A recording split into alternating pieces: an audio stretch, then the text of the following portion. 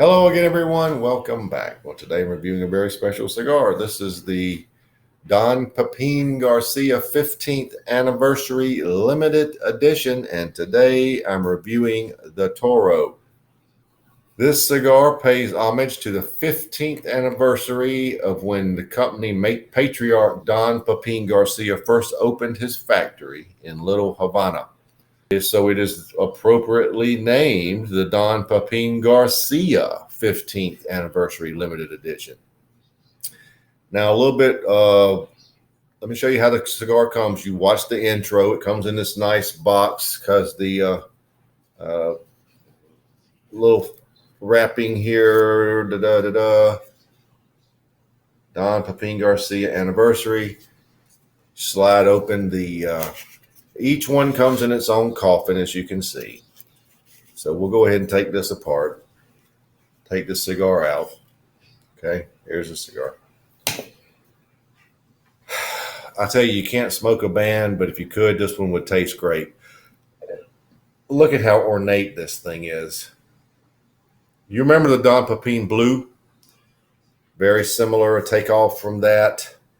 And then even the little band at the foot is just highly embossed. It's just so nice looking. You can feel. It's very nice, very cool looking presentation, and it should be because this is not an inexpensive cigar.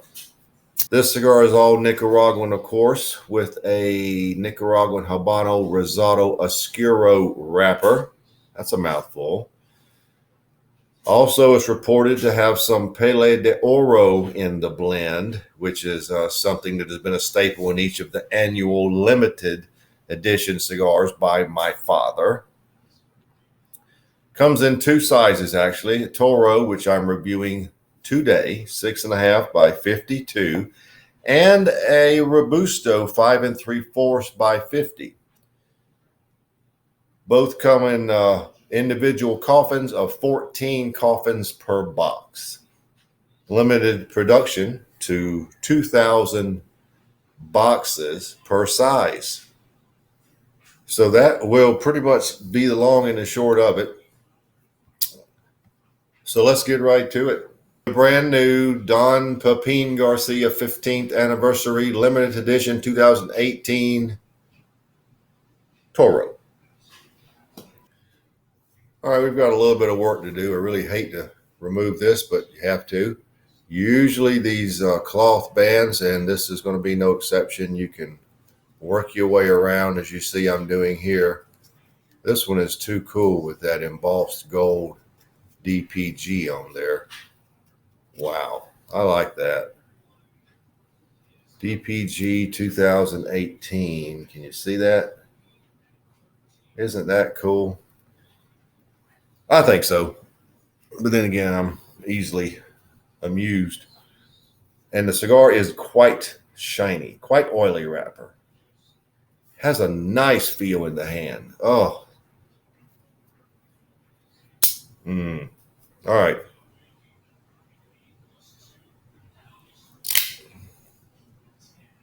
Okay. Didn't take off too much. Got a really good draw.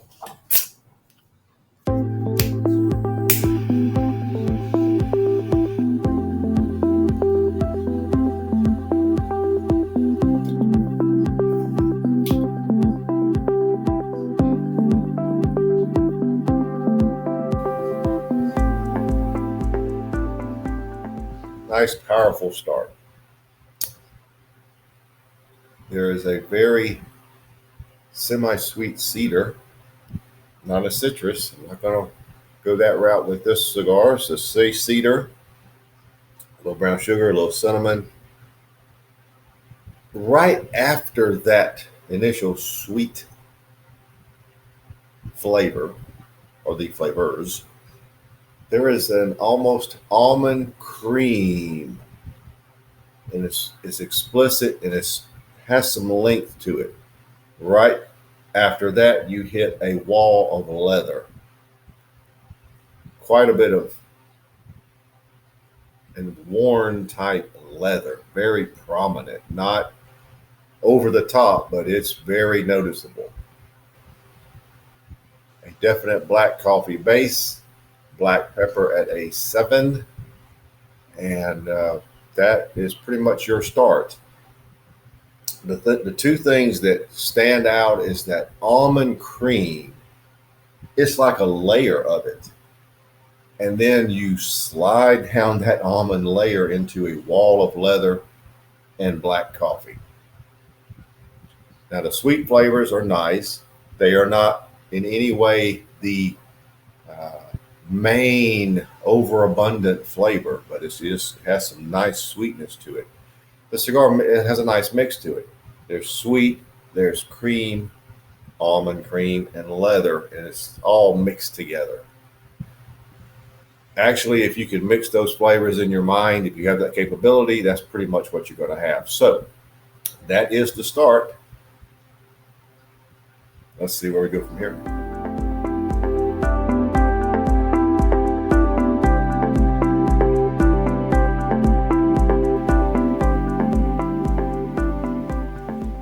Well, I'm at the end of the first third. As you can tell from the time, we've got a nicely packed cigar here. We're going to have a nice long burn time.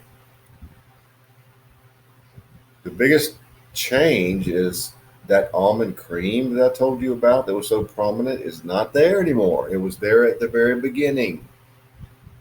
Now the cedar is still there with the sweetness of brown sugar and some tingling of cinnamon. A higher percentage of leather now even than was before, a higher percentage of coffee and black pepper than there was initially. I would probably put the black pepper at 7.5, moving toward 8. The coffee is rather earthy now. It's developed into an earthy coffee and it's very prominent along with the leather. I would call the cigar medium to full bodied. The finish is one of leather with some cream. Leather being the predominant flavor, cream being there secondarily. Nice lingering black pepper. This is just a nice, well, sort of, could you say dark noted with all the leather and coffee, but it's very nice, very nice, very nice mix of flavors. You have enough sweetness to counteract the heavy leather and coffee. You got power, black pepper. It's pretty impressive. For the first third, I'm rating it at 93. Very good start, in my opinion, and I'm hoping it holds up or even increases. So that's where we are at the first third.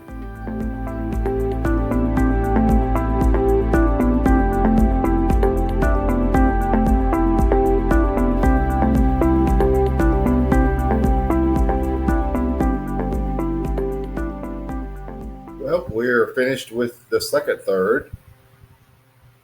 So let's speak about it. your your cedar now has a, and it started a while back, but it has some tanginess to it.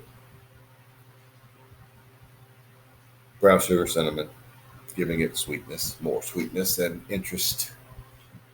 The leather is still quite prominent, along with the coffee and the black pepper. Full bodied. I'd go with full bodied now. Finish is unchanged. It's still predominantly leather with some cream and nice lingering black pepper. You've heard me say this before, but this cigar is right in my wheelhouse. I like a heavy leather cigar with sweetness. There's others out there that I could compare it to, but I won't. But I like that type of cigar a lot. It's just got a good mix. The leather is very prominent, but it is not the main overriding flavor. It is one of the flavors, and it is, I would call, the lead flavor, but it doesn't overshadow too much the nice, sweet, tangy cedar with brown sugar and cinnamon. For me, this second third has surely not gone down. I'm going to move it up a notch to 94. It's just really good. Very powerful, very nice and sweet, very leathery, black coffee. All the notes that interest me greatly. So, as you can see from the burn time, we are getting a lot of mileage out of this cigar, and we should, because these are not inexpensive. They're going to be around $25 at your shop. So you'll have to weigh out how bad you want to try one, but I don't believe you'll be disappointed, at least not at this point.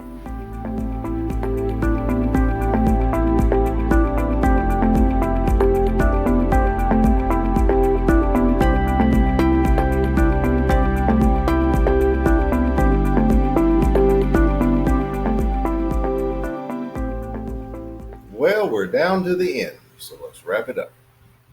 Look at the burn time. Simply amazing out of a Toro. Guess what? You remember way back at the beginning, I talked about the almond cream.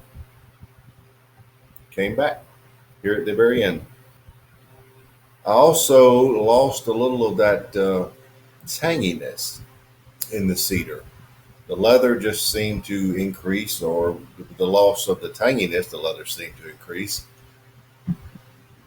It The cigar sort of kind of went back to where it was in the first third. Ergo, I'm going to take the score back to where it was in the first third at 93.